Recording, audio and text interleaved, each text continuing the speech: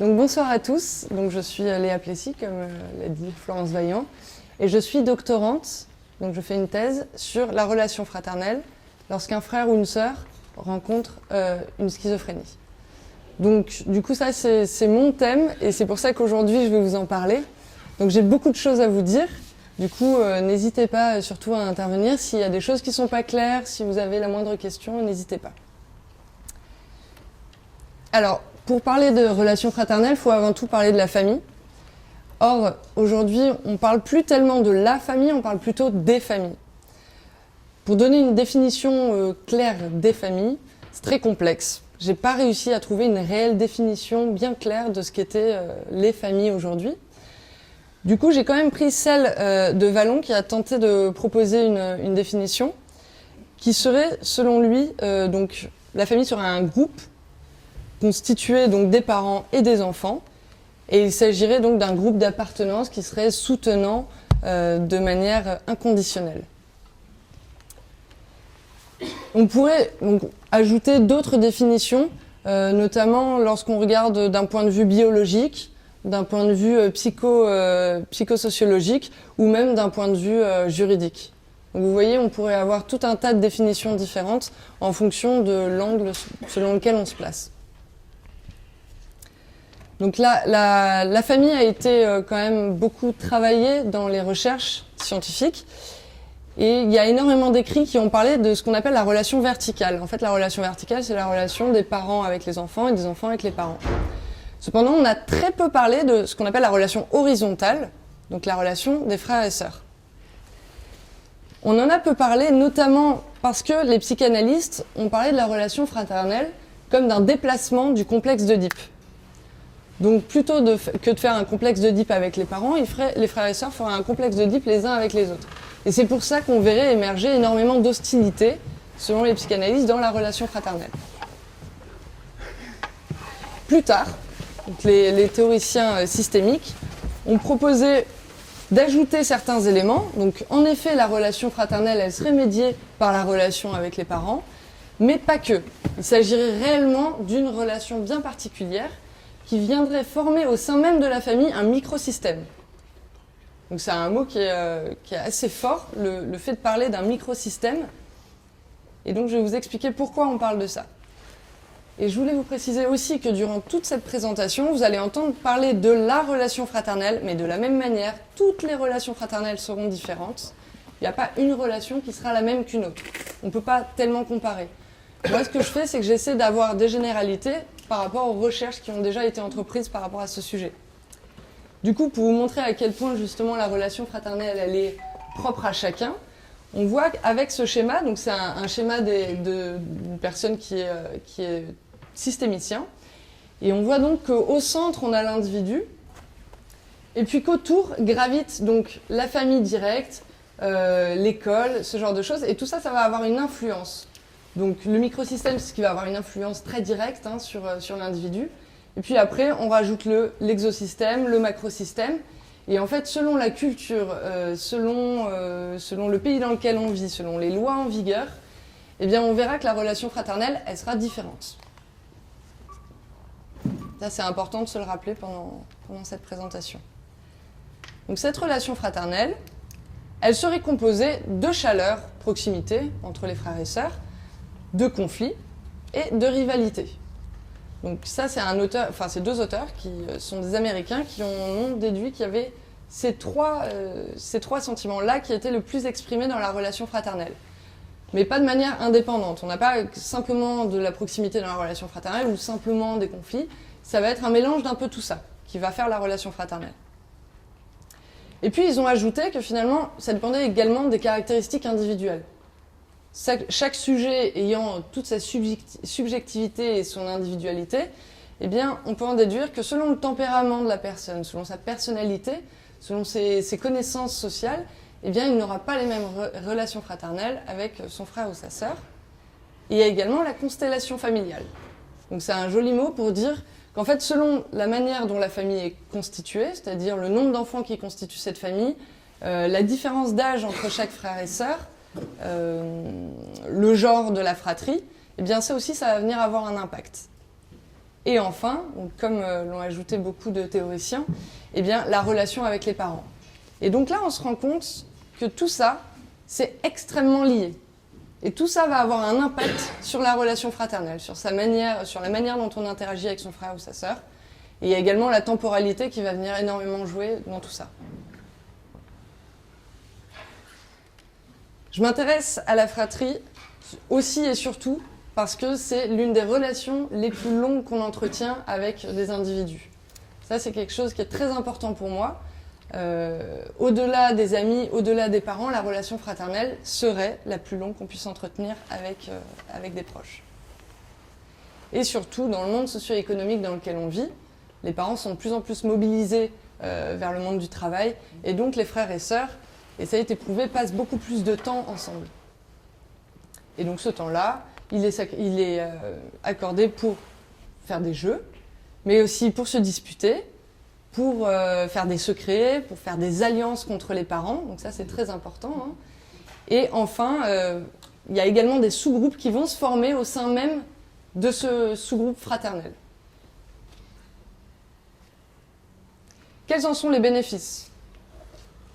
Au cours de l'enfance, les bénéfices sont instantanés. À partir du moment où l'enfant unique devient frère ou sœur, eh bien, le bénéfice est instantané puisqu'il doit partager l'amour des parents. Ensuite, il y a des bénéfices qui sont sociaux, donc dans l'apprentissage de divers comportements, dans l'écoute, dans le partage et dans la socialisation. Et il y a également des bénéfices cognitifs, donc dans la verbalisation, vous voyez, les frères et sœurs vont se stimuler les uns les autres pour la verbalisation, pour la régulation des émotions, c'est-à-dire réussir à contenir ses émotions au bon moment, et dans l'apprentissage des règles et la maîtrise de soi. Les fonctions au cours de l'enfance, donc 3 fonctions d'après Almodovar, qui n'est pas le réalisateur. Hein. 3 fonctions, une fonction d'attachement, sécurisation, ressources, une fonction de suppléance parentale, ça je vais en parler un peu plus, et l'apprentissage des rôles sociaux et cognitifs. Justement, donc, on parle de suppléance parentale parce qu'il a été prouvé que chez les frères et sœurs, dans la fratrie, on pouvait faire une comparaison avec le lien d'attachement qu'il pouvait y avoir avec les parents. Dans le sens, comme abordé par Bowlby, donc là je vais vous montrer une petite vidéo qui va vous illustrer un petit peu comment ça fonctionne avec les parents, et après je vous parlerai d'une autre expérience qui a été mise en place avec des frères et sœurs. Donc en fait, c'est ce qu'on appelle la situation étrange. On place un enfant avec sa maman dans une pièce, avec des jouets, pour voir comment l'enfant va explorer un petit peu la pièce. Donc voilà, on voit comment l'enfant explore son environnement. Donc là, a priori, il joue. J'avance un petit peu. Et puis, en fait, au bout d'un moment, les expérimentateurs vont demander à un étranger, une personne que ni la maman ni l'enfant ne connaissent, de rentrer dans cette pièce, pour voir justement la réaction de l'enfant lorsqu'il y a un étranger dans la pièce. Donc l'enfant observe.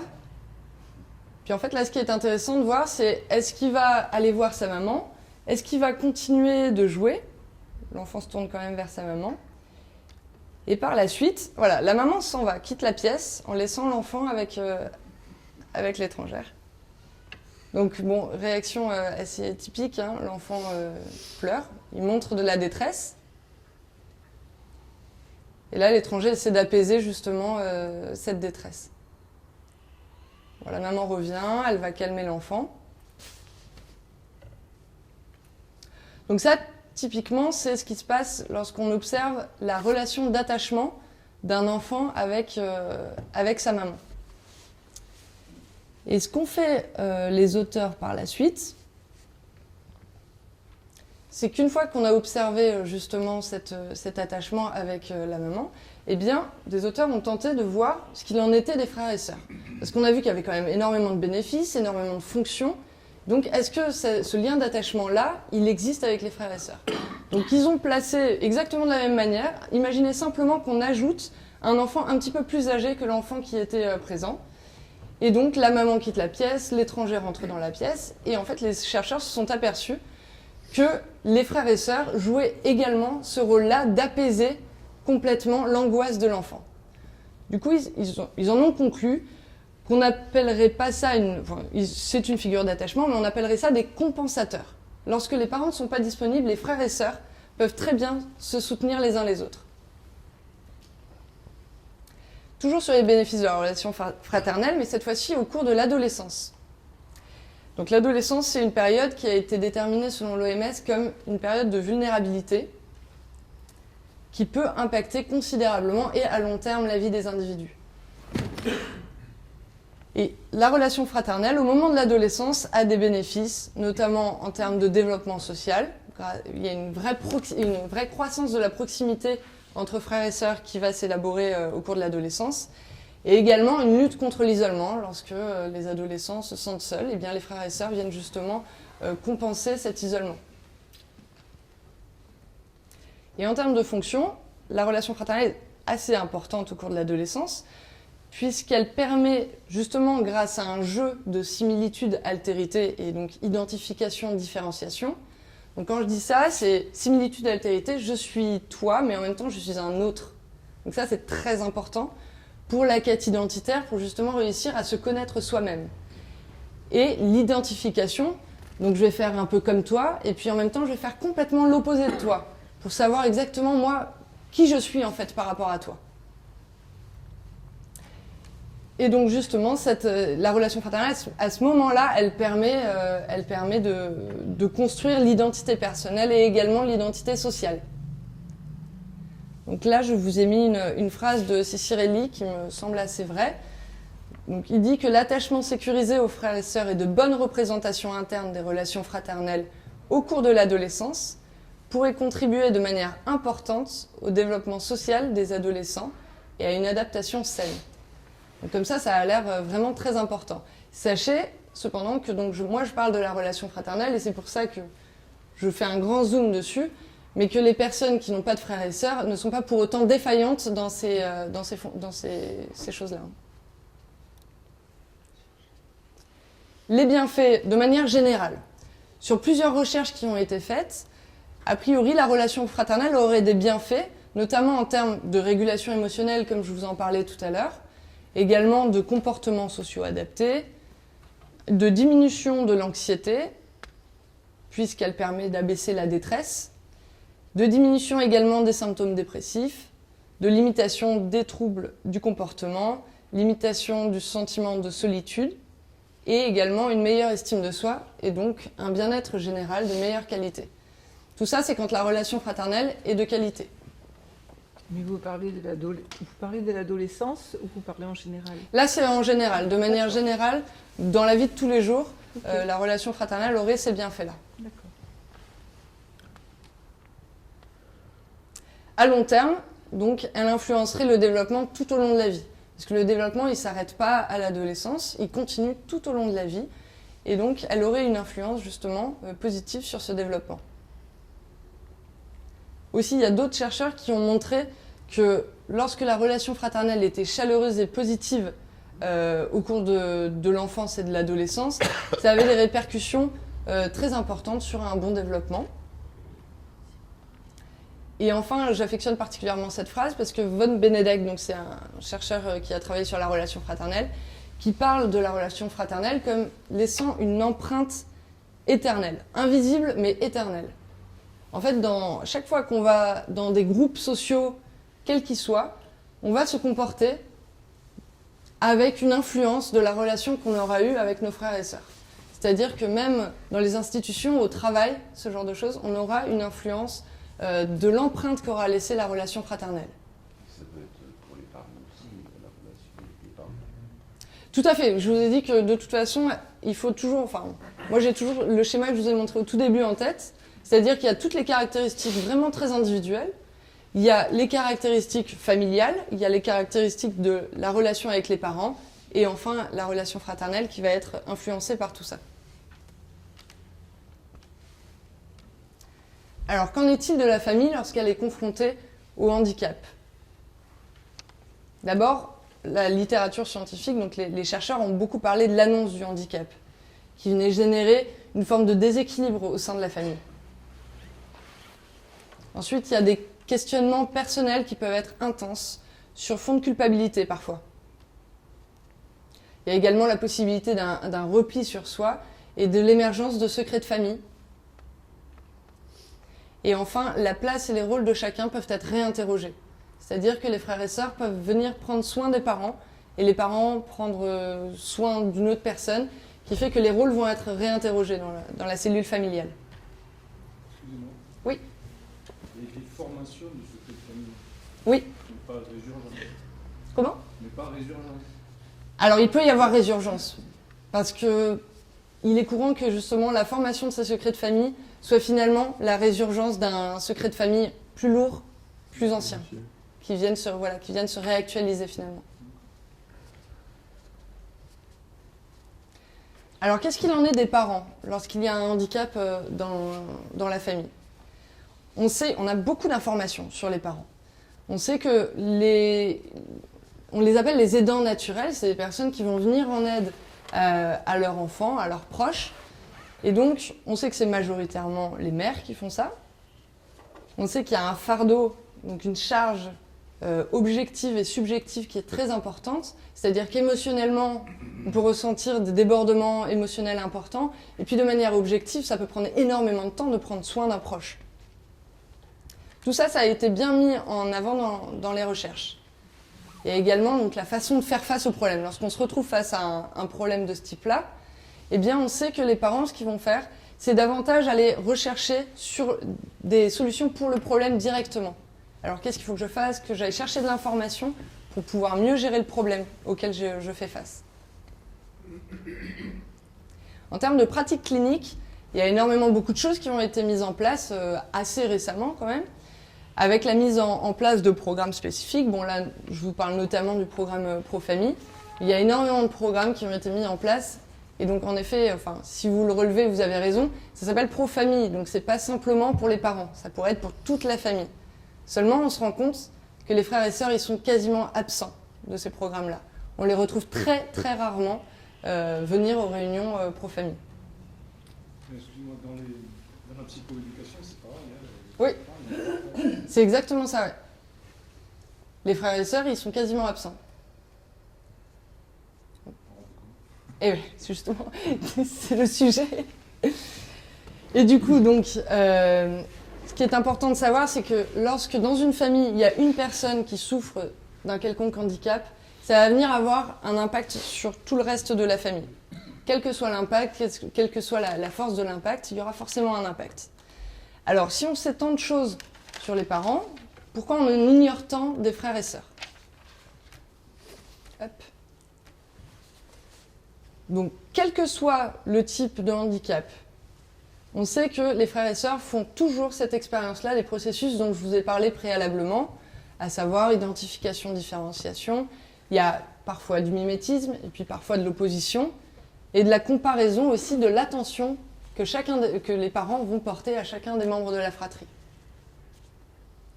Et en fait, tous ces processus-là, du coup, ça va venir générer quelque chose qu'on ne retrouve pas classiquement, et donc des questions qui peuvent être plus intenses chez ses frères et sœurs.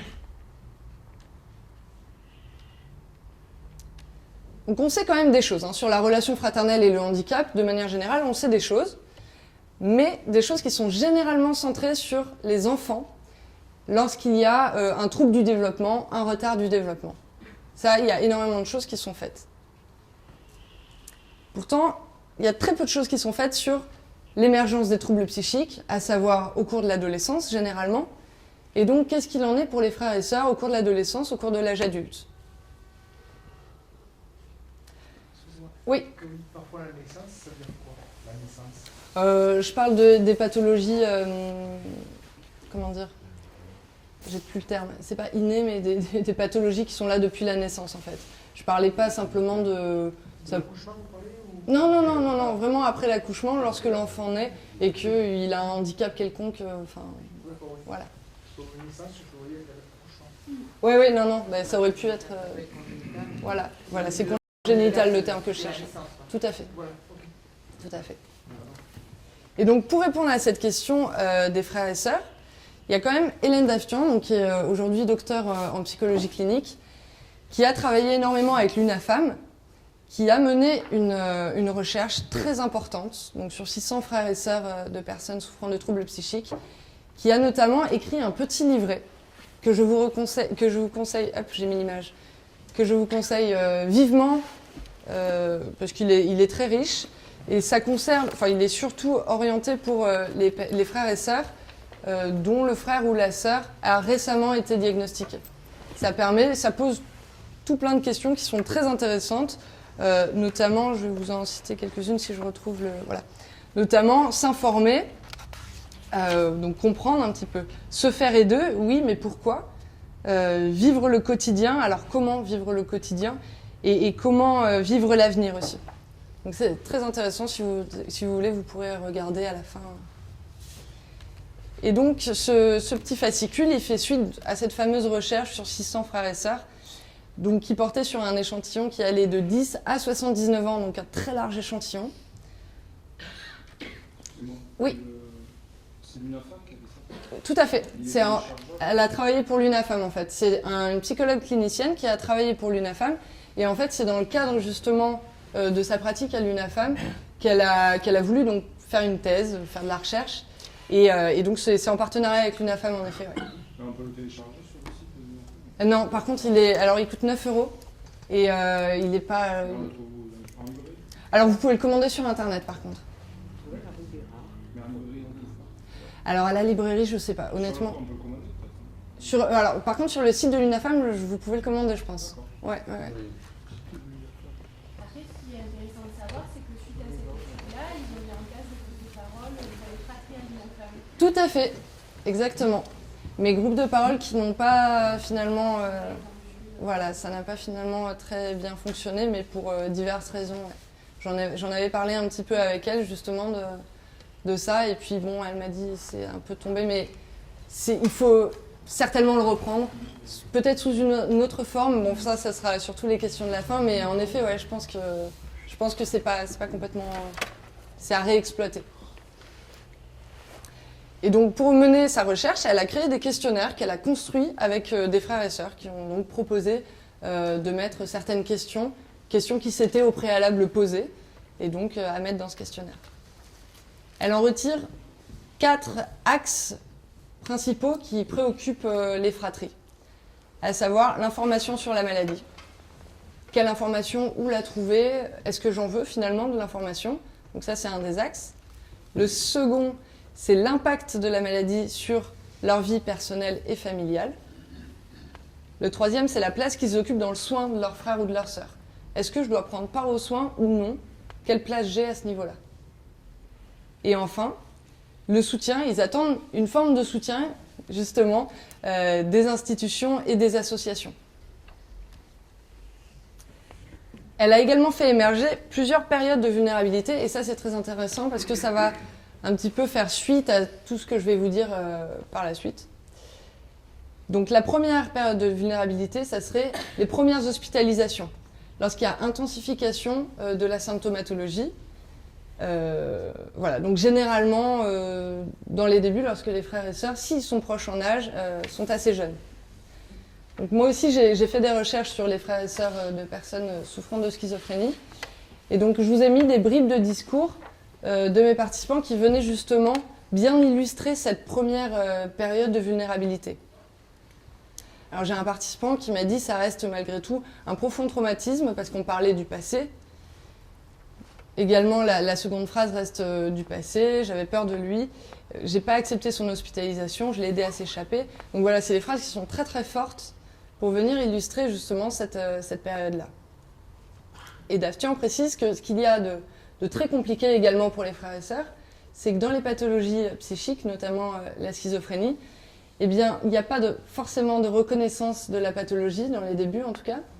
Et justement, c'est le fait d'avoir un frère ou une sœur auquel on s'identifie, qui vient nous dire « mais finalement, c'est pas moi qui suis malade en fait, c'est toi ». La seconde période de vulnérabilité, c'est la question autour du caractère héréditaire, qu'on retrouve généralement chez les personnes qui souhaitent avoir un enfant et donc qui viennent se questionner quels sont les risques que je transmette cette pathologie-là à mon enfant. Donc là encore, j'ai des participants qui ont apporté des phrases qui étaient aussi très caractéristiques de cette période-là. J'avais très peur pour mes enfants qu'ils aient la maladie de mon frère. Et je me suis renseignée sur les risques, justement, de transmettre la maladie de mon frère à mes enfants. Est-ce que cette maladie héréditaire, j'entends trop parler, il y a un parallèle avec la génétique? Oui, tout à fait. Tout à fait. D'accord. Ouais. Et justement, elle le décrit très bien, Hélène Daffian, dans ce livre. Parce qu'elle a repris des questions qui revenaient souvent, justement, héréditaire, à quel point, la génétique et tout ça. Et donc, elle répond assez bien à ces questions-là. Je vous conseille d'y jeter un œil. Et enfin, la troisième période de vulnérabilité, ça serait lorsque les parents, lorsqu'ils sont aidants, lorsqu'ils ont aidé leur enfant, lorsque les parents vieillissent, est-ce que c'est à moi de prendre la suite? Est-ce que je dois prendre le relais, justement, pour prendre soin de mon frère ou de ma sœur? Quelle légitimité? Est-ce que c'est possible aussi de ne pas prendre justement part à ce rôle-là? Et donc là encore, j'ai des participants qui m'ont proposé ces phrases-là. Je suis arrivée pour prendre la suite à la mort de mon père, et mes parents ne pouvaient plus, ils en ont déjà assez fait. Donc là, c'est dans une situation où les parents étaient vraiment fatigués. Donc pour suivre mon plan un petit peu, je vais vous parler donc de cette première période de vulnérabilité qui est généralement vers l'adolescence, le début de l'âge adulte. Et donc qu'est-ce qu'on retrouve dans la recherche, parce que moi je suis dans la recherche, donc qu'est-ce qu'on retrouve dans la recherche? Donc toujours d'après Hélène Daffian, il y a diverses réactions. Vraiment sur le moment, on peut rencontrer tout type de réactions. Comme je vous ai dit qu'il y a une multitude de relations fraternelles, il peut également y avoir une multitude de réactions. Cependant, on retrouve un sentiment de perte, une forme de perte de cette relation structurante. Comme il y a perte, il y a une forme de deuil. Le sentiment qui domine est celui de la peur. Ça, je vais un petit peu plus développer après. Il y a également un ressenti d'une forte stigmatisation, parce qu'on est encore... les pathologies psychiques sont encore très largement stigmatisées. Il y a également un sentiment de solitude. Et donc, les réactions variées que les frères et sœurs peuvent rencontrer sont la prise de distance.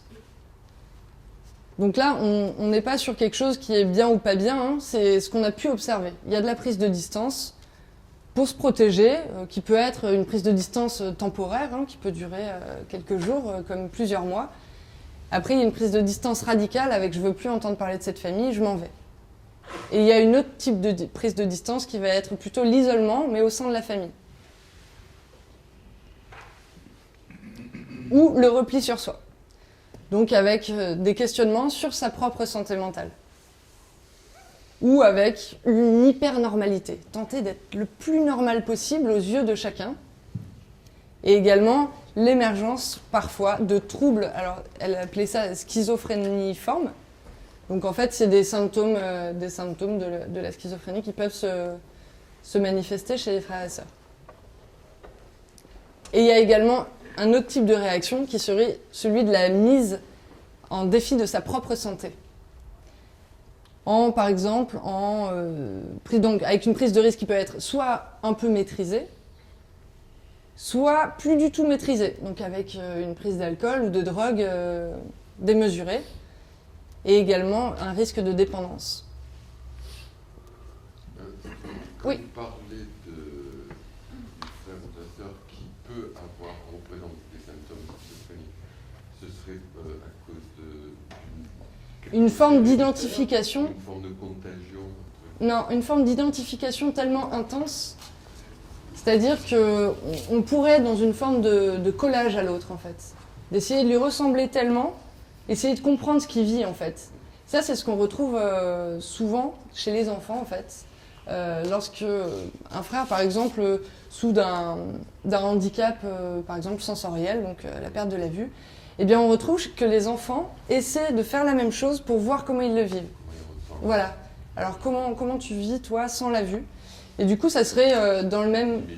Voilà, ça serait une forme de mimétisme, en fait. S'il y a ce mimétisme, il y a des symptômes réels qui apparaissent? Ah oui, tout à fait, oui, oui. C'est des vrais symptômes, mais ça serait en collage à ce qui se passe. Mais la maladie, il n'y a pas de maladie, non, ou si? Non, ça va être une crise aiguë. Il y a des symptômes sans maladie.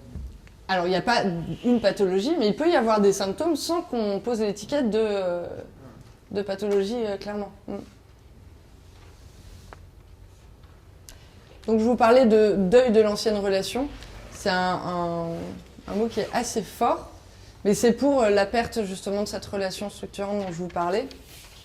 Et en fait, ce qu'il y a de particulier, justement, aux pathologies psychiques, c'est qu'elles se déclarent généralement vers l'adolescence, et que donc c'est le fait d'avoir connu, donc comme dit cet auteur, son frère ou sa sœur normal, et d'avoir projeté un avenir pour lui ou avec lui, qui fait que les choses vont être complètement remodifiées, retravaillées, repensées. Donc là, je vous ai décrit les différentes étapes du deuil, je ne suis pas sûre que ce soit essentiel. Et puis surtout, ce qu'il faut savoir, c'est que c'est pas forcément linéaire. Ça va pas se passer forcément déni, colère, négociation. On peut très bien passer du déni au soulagement et puis après revenir sur la colère. Vous voyez, c'est pas linéaire, c'est juste que c'était intéressant de le spécifier. Donc il y a la peur, qui est ce sentiment dominant qu'on retrouve finalement quand on interroge les frères et sœurs. On se rend compte que la peur, c'est quelque chose qui ressort de manière très prégnante. La peur à la fois pour soi, pour sa propre santé mentale, mais également pour son frère ou sa sœur. D'ailleurs, donc dans sa recherche, vous voyez, je fais souvent référence à Hélène Daftian, parce que dans sa recherche, elle a constaté qu'il y avait quand même 43% de ses participants qui avaient confié s'être sentis en danger avec leur frère ou leur sœur, et qu'il y en avait donc la moitié qui pensaient que la maladie avait eu un impact sur leur propre santé mentale.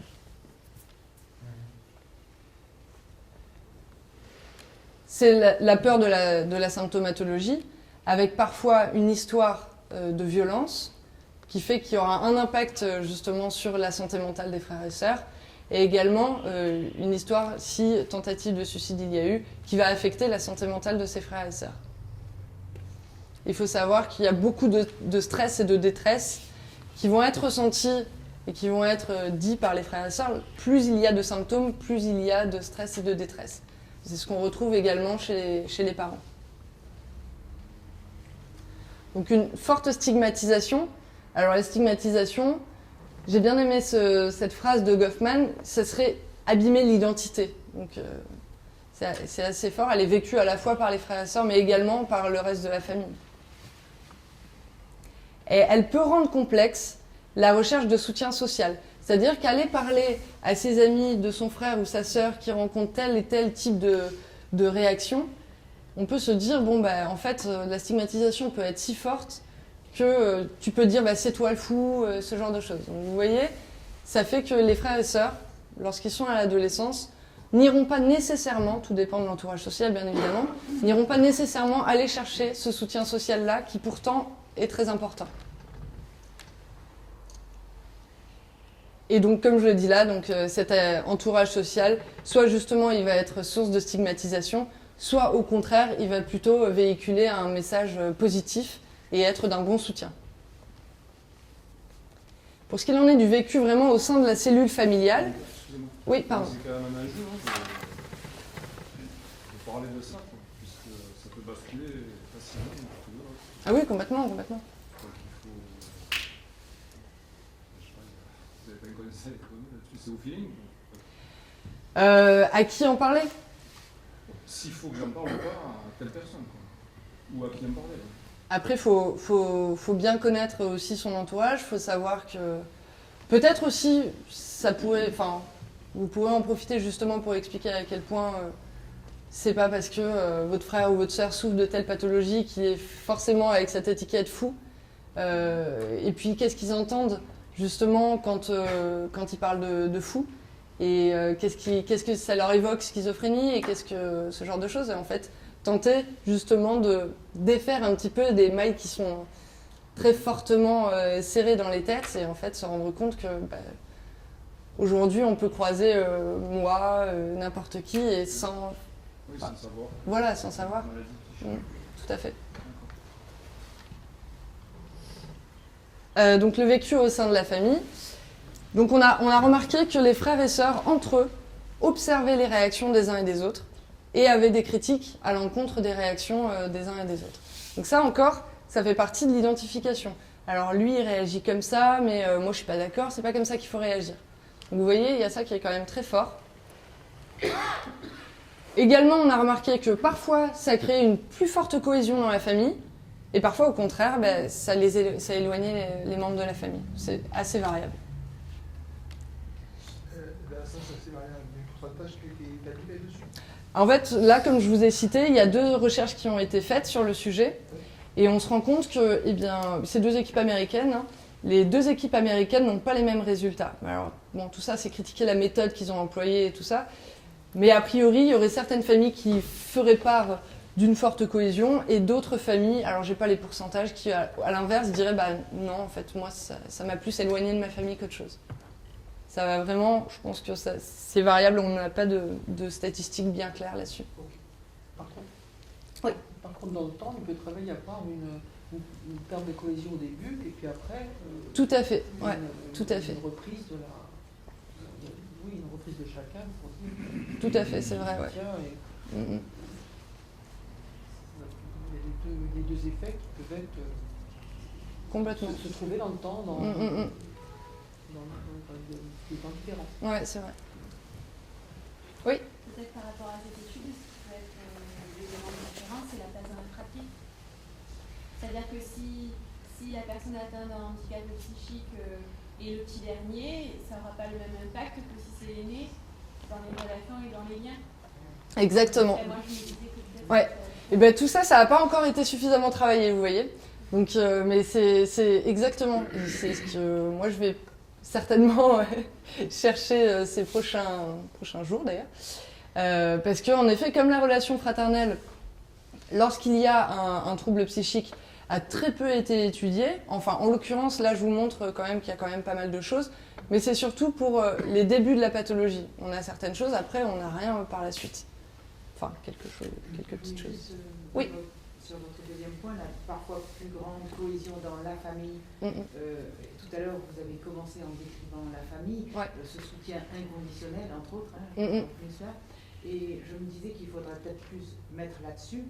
Enfin, ce que vous voulez illustrer, c'est parfois plus grande cohésion entre les frères et sœurs, Ouais. mais mettre à part les parents. Parce qu'on sait que le handicap, ça fait divorcer. Hein. Vous voyez ce que je veux dire? D'accord. Donc, c'est pour sa famille, j'entendais qu'il y avait encore les parents. Ouais. Si on met de côté les frères et sœurs, alors oui, on peut regarder en fonction de l'âge où est placé le handicap dans la fratrie. Voilà, oui, tout Mais à fait. voilà, je vois que le mot famille, là, Ouais. je pensais tout de suite aux parents. Mm, mm. C'est pour ça que ça me fait un peu confusion. Oui, oui. Si je peux me permettre, c'est vrai que Exlog, à un moment donné, moi, il m'avait été suggéré de faire une thérapie de couple. Mhm. Ça a sauvé le couple. Hein. Ça a été. C'est vrai que c'est pas évident parce qu'il faut accepter tous les deux, mais ça marche. Ouais, c'est une solution. Enfin, ça a marché pour nous. Ouais, voilà, ça peut marcher. Et je le suggère, je dis, il faut essayer. Mhm. Vous parliez de la place dans la fratrie, donc quand il y a un malade, mais quand il n'y a pas de malade, il y a des places aussi. Également.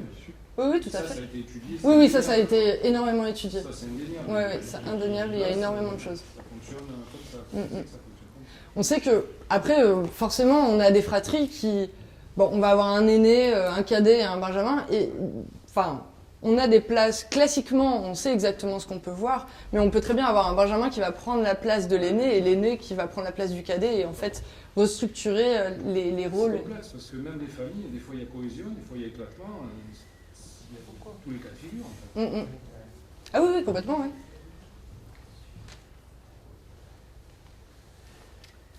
Moi, il me semblerait intéressant, si vous devez travailler, de travailler l'éloignement. Vous avez parlé d'éloignement.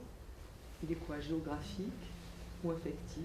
Affectif. Enfin, là, quand j'en parle, c'est affectif. D'accord. Ouais.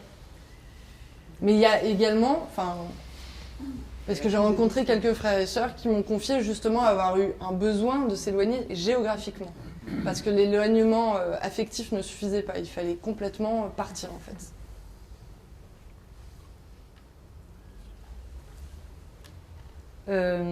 Donc ça c'est assez important, c'est qu'à ce moment-là, l'intérêt des parents, nécessairement là on parle vraiment des débuts de la pathologie, enfin des débuts en tout cas du diagnostic, eh bien l'intérêt des parents il va être davantage tourné vers le frère ou la sœur qui est souffrant, délaissant ainsi les autres frères et sœurs. Et donc à ce moment-là, les frères et sœurs vont se soucier justement du bien-être de leurs parents. Et ça, c'est ce dont je vous parlais tout à l'heure, avec cette confusion des rôles. Avec ce risque, on appelle ça la parentification, le fait que l'enfant aille prendre soin du parent comme s'il était son parent. Et cette confusion des rôles, il faut vraiment faire attention à ça, parce que tout dépend de l'âge de l'enfant, mais il ne faudrait pas non plus que l'enfant brûle des étapes et que ça aille trop vite. Donc là, j'ai mis les deuxième et troisième périodes de vulnérabilité ensemble, parce que dès qu'on aborde l'âge adulte dans la relation fraternelle, ça n'évoque plus rien pour plus personne. C'est vrai que quand on parle de relation fraternelle, classiquement, on pense aux enfants. On se dit, ah ben oui, les frères et sœurs quand j'étais enfant. Mais en fait, la relation fraternelle, elle dure, elle continue. Même si elle est différente, elle continue. Donc, moi, j'ai travaillé sur la qualité de vie psychique des frères et sœurs de personnes souffrant de schizophrénie. Et je me suis rendu compte que cette qualité de vie psychique, elle était altérée. Vous allez me dire, oui, bon, ça ne nous étonne pas. Mais jusqu'à présent, personne n'avait mis l'accent sur le fait que les fratries aussi pouvaient pâtir de cette situation complexe. Et même dans le cas où, parce qu'il y a des maladies, par exemple le flux bipolaire, se déclare plus tard. Ouais. Je sais, à 25 ans. Ça obéit au même schéma. Donc, par exemple, les frères et sœurs travaillent, donc ils sont adultes. C'est la même configuration que quand ils sont... Oui, d'accord, oui, je vois ce que vous voulez dire. Alors, en vrai, moi, je me suis vraiment centrée sur la schizophrénie, mais en soi, quand j'y pense là en même temps, je demande également à quelle période à peu près se sont déclarés les premiers symptômes. Donc, en fait, ça rentre en compte aussi dans nos calculs statistiques. On voit s'il y a quelque chose qui ressort justement de prégnant. Est-ce que la relation va être différente justement en fonction de l'arrivée de la pathologie ? Et alors, c'est différent ? Là, en l'occurrence, pour la qualité de vie psychique, non. Il n'y a pas de différence. Non, là, pour la qualité de vie psychique, elle elle est altérée. Après, mes participants, ils avaient j'avais une moyenne d'âge à 35 ans. Et du coup, je crois qu'ils avaient entre 18 et 79 ans à peu près. C'était assez... mais bon, il faut retenir surtout que la moyenne d'âge était à 35 ans. Donc vous voyez, même si les symptômes se déclarent environ vers 25 ans, ça fait déjà 10 ans. Donc en fait, je pense que c'est plutôt...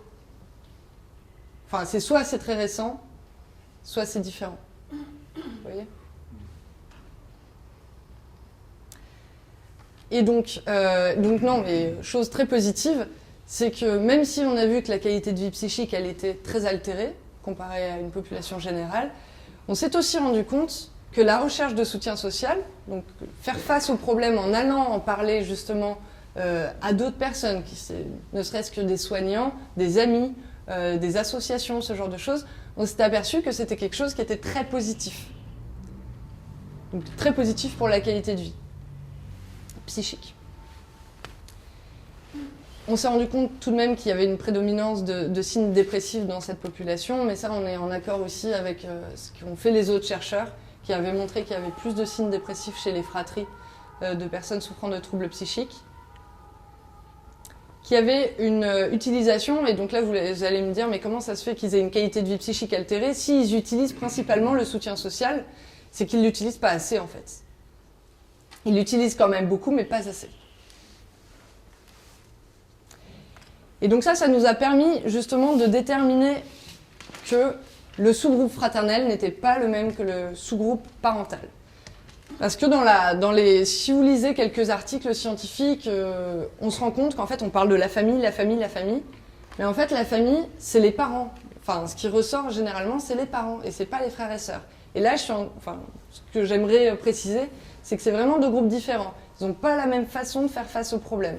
Si les parents emploient vraiment majoritairement la recherche d'informations, ce genre de choses, les frères et sœurs, eux, ils vont plutôt être sur le parler émotionnel, finalement, auprès des proches, de leur entourage. Je me suis rendu compte également qu'il y a quasiment tous mes participants m'avaient parlé d'une modification de la relation fraternelle. et d'une forme de ressenti de mise à l'écart de la part des soignants. Donc modification de la relation fraternelle. Le malade est mis à l'écart. Non, c'est les frères et sœurs de la personne souffrante, qui sont mis à l'écart des soignants. C'est-à-dire qu'ils ne sont pas impliqués, aucunement impliqués par les soignants, par le personnel soignant. Je vais un petit peu plus expliciter ces propos-là, justement, avec des choses qui seront peut-être plus claires. Il les considère comme secondaires. Ah, mais même comme parfois inexistants, hein. Comme vraiment pas de prise en considération de la fratrie. Les frères et sœurs, on n'y pense pas nécessairement. On pense majoritairement aux parents, pour ce qu'ils vivent et tout ça, mais également parce qu'on sait qu'ils vont pouvoir... Ils sont responsables et capables de s'occuper du problème. Tout à fait. Et qu'ils vont... Et voilà, et les autres n'existent pas. Inconsciemment, ils ne sont pas impactés par ce qui se passe. Voilà, tout à fait. Mais d'ailleurs, parfois, quand j'en parle à des soignants de la relation fraternelle en disant que, à mon sens, c'est quelque chose de très important, eh bien, j'ai des réactions qui me disent « Ah bon, mais pourquoi ? Je n'y avais pas pensé. » Si. Donc voilà, du coup, on a ces chiffres-là qui ressortent, c'est qu'il y a quand même... Donc j'avais un échantillon de plus de 100 participants. Il y a quand même quasiment la totalité qui disent que c'est la survenue de la pathologie a modifié leur relation fraternelle.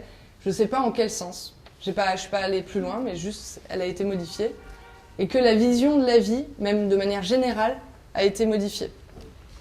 Quand je disais que, par exemple, sur les 82%, j'ai un frère qui, depuis 6 ans, il a perdu le sourire.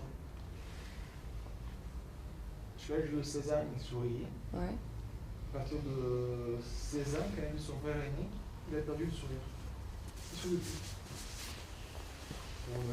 Ouais, mais c'est très bien. C'est un enfant joyeux, gai et tout. Le jour où il était en état de choc, en a vu son frère aîné, il ne sourit plus. Et quand quelqu'un d'autre nous dit qu'il a souri, ça nous surprend. Ah ouais. Ouais, ça... Voilà. Pour vous dire, dans les 80%, ça fait ça. C'est l'impact sur le frère aîné. Oui, c'est ça. Ah oui. Mais, il a perdu le goût. il a perdu le goût, c'est notre fils, mais on ne le connaît pas. Ouais. Dans le monde extérieur, tout le monde le connaît. Il nous dit il est comme ça, mais quand il est à la maison, Ouais, mais donc ça... Ça vient bien refléter, en effet, la quasi-totalité, a priori, c'est... Oui. Quand vous parliez des personnels soignants, donc, qui ne prennent pas en considération les fratries, ça peut être qui? Ça peut être des psychiatres, des psychologues, ça peut être n'importe quel type de personnel. Ah oui, ça va être psychologue, infirmière, vraiment... En fait, ce qu'ils nous disent, c'est que donc, dans cet échantillon-là, il y en a la moitié qui considèrent qu'ils n'ont pas été, donc, tous ces mots, entendus, soutenus par les soignants. Donc c'est quand même beaucoup. On a quand même 60% qui considèrent ne pas avoir suffisamment d'informations, 66% qui n'ont pas disposé d'aide au moment où c'était compliqué dans la famille, et 62% qui estiment en avoir ressenti le besoin, mais tout ça, c'est rétrospectivement. Donc moi, ce que j'en conclus, c'est qu'il y a quand même une certaine mise à l'écart de ces fratries. Vu qu'ils demandent toujours à pouvoir bénéficier d'un minimum d'informations, qui nous disent qu'ils n'ont pas été soutenus ou entendus, je pense qu'il y a une réelle mise à l'écart. C'est quand même... c'est étonnant, quoi. Je veux dire, au point où on en est, on sait tout ça, et il ne se passe rien. Ouais, mais justement, honnêtement, la fratrie, on ne sait pas grand-chose. On ignore encore beaucoup de choses. En fait, ça paraît quand même, que moi, Oui, ça paraît quand même évident que toute la famille, comme vous dites, est impliquée, y compris la fratrie. Donc il faut faire quelque chose pour tout le monde. Mais apparemment, c'est pas le cas. Oui. Est-ce que ça ne reflète pas un peu ce qui se passe pour d'autres membres de la famille que les frères et sœurs? C'est-à-dire La cousinerie. Oui, ça, entre autres. Tout à fait. Après, moi, je travaille pas du tout sur les familles éloignées. Je connais pas. Je pensais pas aux familles éloignées. Ah. Je pensais aux parents. Là, je retrouve des choses quand même. En tout cas, les parents, vraiment, en termes de recherche. Non, c'est pas cette proportion cette proportion, mais pas écouté, entendu, soutenu, pas suffisamment d'infos, pas tellement d'aide à tel diagnostic. C'est quand même des choses qu'on retrouve. Hein. Tout à fait. Mais en tout cas, moi, je suis pas du tout là pour dire que c'est les fratries et uniquement les fratries, parce que je pense que c'est vraiment la famille qui va être confrontée à ce type de problématique. Après, c'est vrai que vraiment, purement en recherche, hein, là je reste dans mon domaine, purement en recherche, on retrouve beaucoup de choses sur les parents et très très peu sur les fratries. En fait, moi, c'est surtout là-dessus que je veux insister. Après, certainement que oui, il reste des choses à faire, c'est sûr. Oui. Je rejoins madame. Je pense qu'il ne faut pas s'étonner du diagnostic que vous portez, qui est une opportunité de recherche pour vous, et tant mieux. Mais sur un temps d'une génération, disons 30 ans, on a les handicapés psychiques, ça a été, on les regarde individuellement parlant, c'est après qu'on a pris en compte que peut-être si on s'intéressait à l'environnement le plus proche, en l'occurrence les parents, peut-être que ça pourrait nous aider à comprendre et à aider la personne aussi à être aidée. Et puis bon, on va de strate en strate et là vous arrivez au deuxième cercle. Et je pense que c'est véritablement à explorer. Mais l'attitude, c'est toujours à convaincre, parce que les sachants, quand on sait, on sait. Donc être déstabilisé par quelque chose que l'on ne sait pas et qu'on ne maîtrise pas, c'est très difficile. Donc c'est pour ça que de l'intérieur du système de santé, qui est des gens comme vous, des soignants, qui déstabilisent un peu l'establishment, pour leur faire prendre en compte qu'il y a aussi d'autres façons de penser et qu'il faut se remettre en cause, c'est très bien. Donc il faut qu'il y en ait beaucoup des gens comme vous. Merci. C'est des ressources. Oui, madame.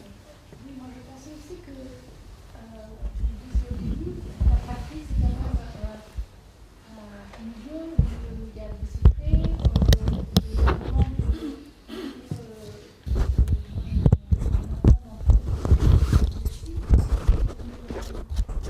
des questionnaires très fouillés où on lui demandait s'il avait conscience de son comportement à la petite enfance, à l'adolescence.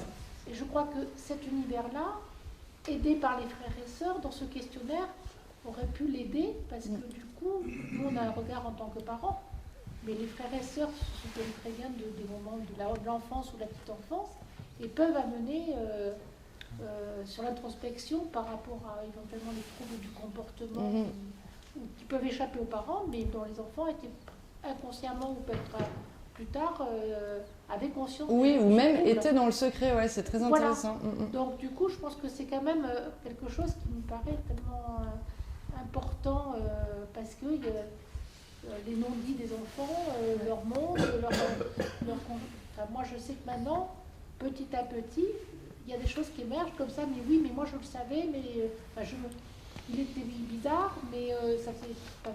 c'était le caractère, c'était, voilà, ils mettaient ça sur le côté bizarre. Ouais. Mais en fait, eux avaient déjà inconsciemment entre eux perçu cette différence. Ouais.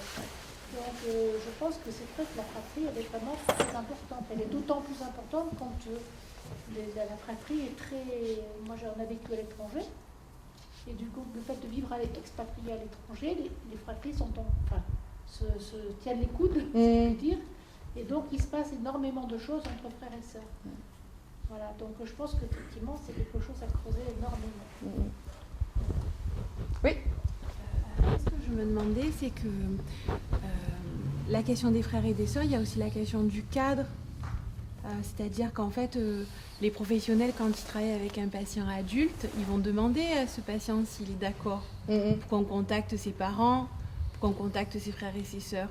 Et en fait, très souvent, quand il y a eu un passage à l'acte violent ou une décompensation en fait très forte, des fois c'est le frère ou la sœur qui va faire hospitaliser. Et donc il va y avoir toute une période où il va, enfin en tout cas moi de ce que je rencontre, très souvent il va me dire mais non je veux plus le voir, je veux pas la voir, je lui en veux, je veux plus. Et puis de toute façon elle a rien à voir avec mes soins, elle a rien à voir. Et c'est là où moi je me dis des fois ils sont aussi à distance parce qu'on n'a pas l'autorisation du patient qu'on accompagne. Tout à fait. De pouvoir aller les rencontrer. Et c'est là où, à des moments, c'est notre limite aussi. Ouais. Non, mais complètement. Après, c'est sûr qu'il y a tout plein de situations différentes. Et en effet, j'imagine bien que cette situation-là, elle arrive. C'est sûr. Oui. Mais ce qui est important aussi, c'est, je pense que quand on est soignant, on doit, je ne vais pas dire on devrait, mais on doit avoir à cœur d'espérer que la personne que l'on soigne s'en sorte le plus rapidement possible, le mieux possible. Et donc que tous les paramètres qui peuvent concourir à cet objectif-là, plutôt que de s'armer de oui mais il y a le secret médical, oui mais il y a ça, oui mais on peut pas, oui mais il faut l'accord, etc.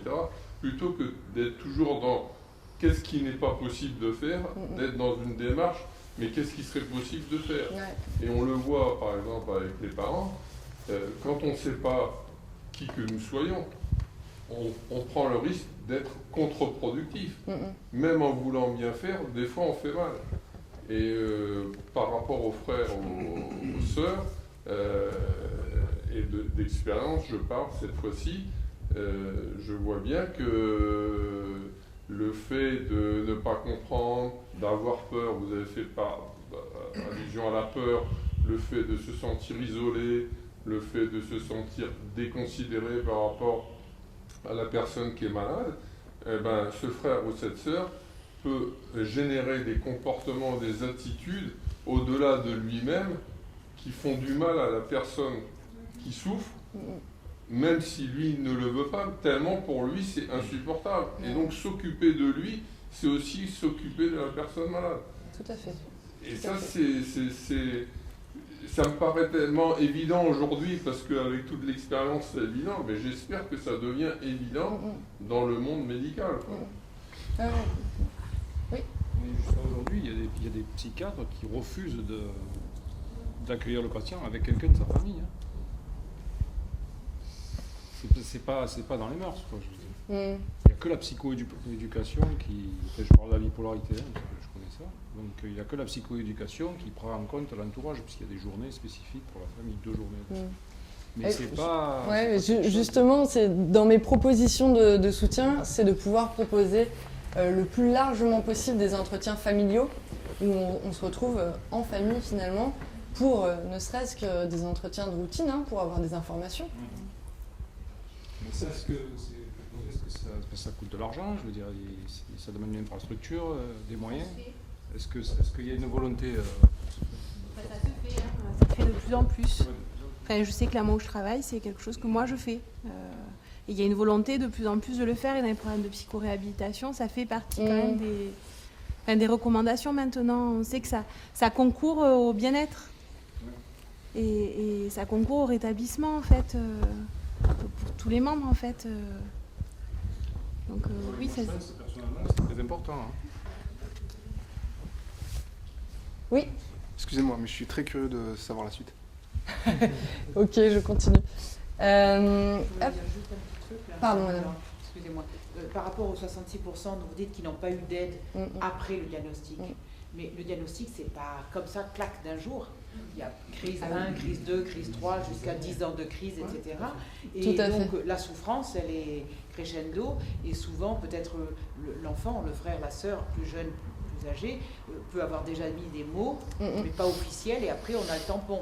On a le complètement. Et donc l'aide, elle est bien en amont. Enfin voilà, c'est pas juste au moment du diagnostic. Non, après j'ai mis le diagnostic pour que nous on arrive à se repérer. Elle n'existe même pas. Ouais. On sait déjà. Mais oui, ok, là c'est sûr. Voilà. Mais c'est un cheminement qui est colossal, quoi. Donc la souffrance, j'ai l'impression que voilà, c'est pas au moment de l'annonce. Les enfants uniques n'ont pas de fratrie.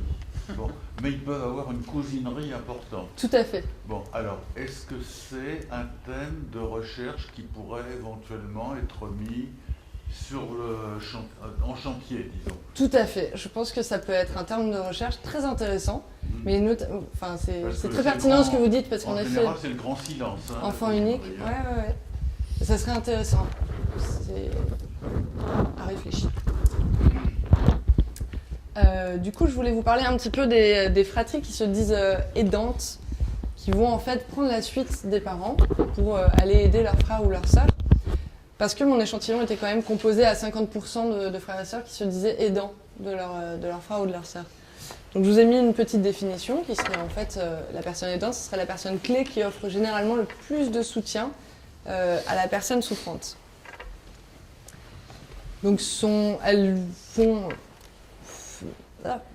sont le relais des parents et elles fournissent un soutien qui, à l'inverse des parents qui vont fournir un soutien instrumental mais également émotionnel, hein, les frères et sœurs vont davantage fournir un soutien social, émotionnel en fait, moins qu'instrumental, moins que je vais t'aider à prendre ton médicament, je vais t'aider financièrement à faire ça, je vais réserver un taxi pour qu'on aille à tel endroit. En fait, ça va plus être sur vraiment l'émotionnel. Et les frères et sœurs justement qui viennent en aide sont généralement ceux qui ressentent le plus de réciprocité dans leur relation et plutôt quelque chose de positif. Donc quelles sont les motivations à endosser ce rôle? Le fait d'avoir un parent en vie, ou pas de parent en vie, mais là les chercheurs ont précisé que c'était un parent en vie pour justement le soulager de ce rôle, pour respecter une éthique familiale, parce qu'il y a de bonnes relations dans la fratrie, mais également comme un devoir social quand le frère ou la sœur souffrant n'a pas de conjoint, pas d'amis qui sont disponibles pour venir s'occuper de lui. Il y a également des aspects techniques forcément, hein, l'éloignement géographique, ce genre de choses. Pour ce qu'il en est de leur santé mentale et émotionnelle, donc on s'est rendu compte qu'il y avait des difficultés lors de contacts quotidiens avec le frère ou la sœur, dans la vie privée également, dans le contact avec les familles, bon, tout ça on l'a déjà vu. Mais il y a également quelque chose qui est très important à mon sens et bien spécifique de la relation fraternelle, c'est le sentiment de perte personnelle. Donc c'est un auteur qui a donné ce nom-là, c'est en fait le fait qu'ils ressentent une forme de perte de l'ancienne relation avec le frère ou la sœur, une perte de sens de l'ancienne relation. Et ça c'est très important, justement parce que cette relation fraternelle, elle est habituellement, très couramment, symétrique. Et en fait, là, elle devient un peu asymétrique lorsque le frère ou la sœur vient aider vraiment complètement l'autre frère ou sœur. Et c'est pour ça qu'on va voir émerger des profils différents, justement. Que ce soit des fratries aidantes ou des parents aidants, ça ne va pas être le même profil de personne.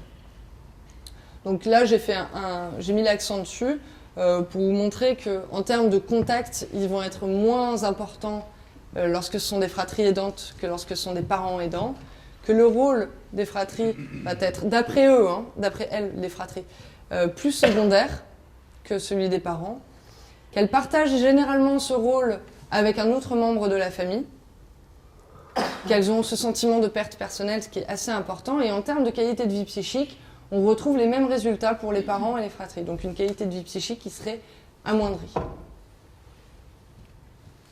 Donc qu'est-ce qu'on constate globalement de ce que je vous ai dit là, au cours de cette dernière heure? C'est que les frères et sœurs, ils ont le sentiment d'être délaissés, ça c'est quelque chose d'important, de la part des professionnels, qu'ils n'investissent pas nécessairement les groupes qui sont mis en place, groupes de psychoéducation, pro-famille, ce genre de choses pour les familles, parce qu'ils ne légitiment pas leur place, c'est la place des parents, que le rôle le plus important qu'ils aient joué est celui de prendre soin de leurs parents. Alors est-ce qu'il ne serait pas une forme de co-aidance finalement lorsque les parents sont aidants de la personne souffrante et que eux sont les aidants de leurs parents, est-ce qu'ils ne seraient pas des co-aidants? C'est une question que je me pose. Et les frères et sœurs sont enfermés dans une espèce de ce qu'appelle Daftian cette loi du silence. Cette loi, on ne légitime pas justement de tirer la sonnette d'alarme et de dire moi aussi j'ai besoin d'aide en fait.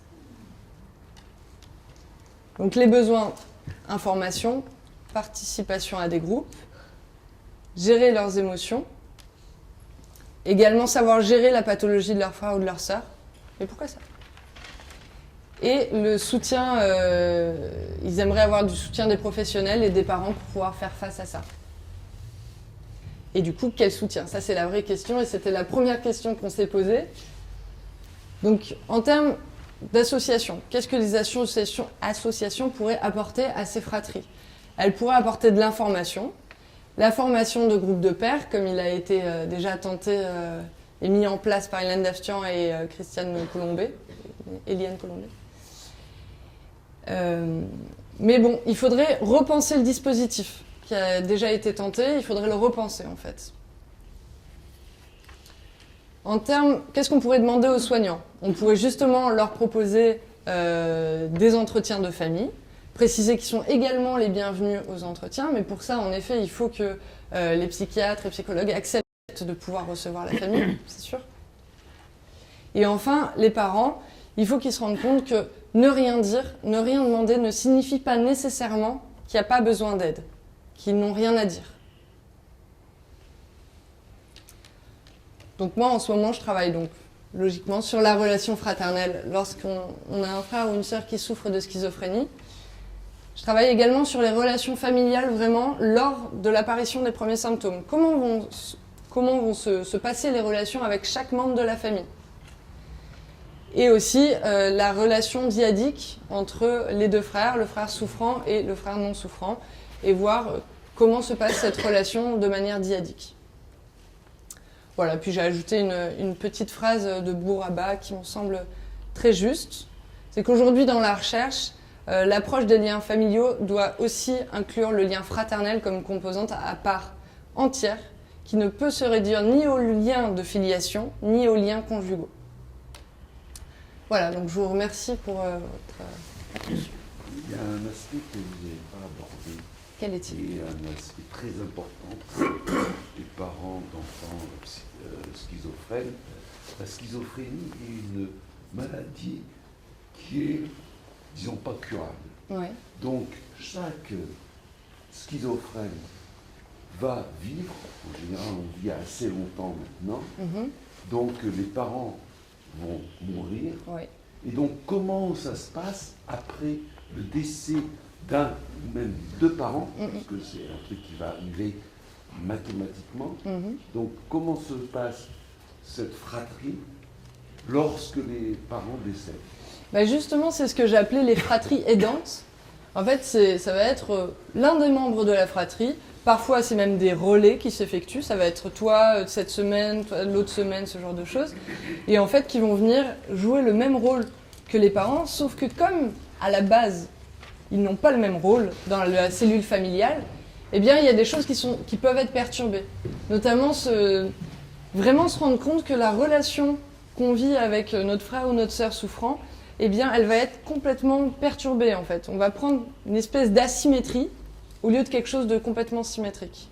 Et comme le professeur Lançon disait, après la mort des parents, il peut y avoir des tensions extrêmement fortes entre les fratries à cause de l'héritage. Tout à fait. Ouais. Donc là, c'est là où vous passez dans un cas complètement qui est à étudier, mais qui est assez... on ne sait pas où. Parce que c'est très...